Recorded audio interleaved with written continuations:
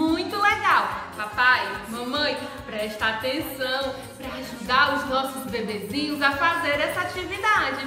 Olha o que a tia tem aqui, uma fogueira e tenho também um bebezinho. O que será que os bebezinhos da titia vai fazer hoje, hein, mamãe? Olha só, como os nossos bebezinhos são ainda muito pequenininhos, eles não conseguem pular a fogueira. Eles não conseguem pular a fogueira, eles ainda não têm essas habilidades, mas eles não vão deixar de brincar. A tia conseguiu aqui uma almofada.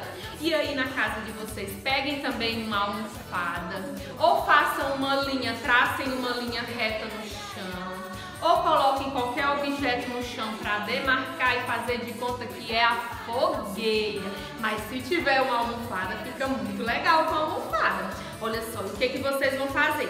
Vocês vão colocar lá a almofada e vão pedir para os bebês escalarem a almofada, pular a fogueira. E aí eles vão se deitar, eles vão tentar passar por cima da almofada. E aí eles vão estar se movimentando, fortalecendo o músculo dos braços, das pernas, criando força para se locomover no espaço. É isso aí, mamãe. Elogie o seu bebê e ele vai conseguir.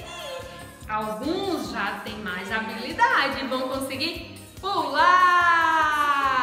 Os menorzinhos vão escalar conforme a tia falou. E quando eles conseguirem, ó, vai ser aquela festa. Olha que a fogueira já queimou, meu amor. Beijos, crianças. Beijos, mamães. A tia quer ver aquela linda devolutiva. Tchau, tchau.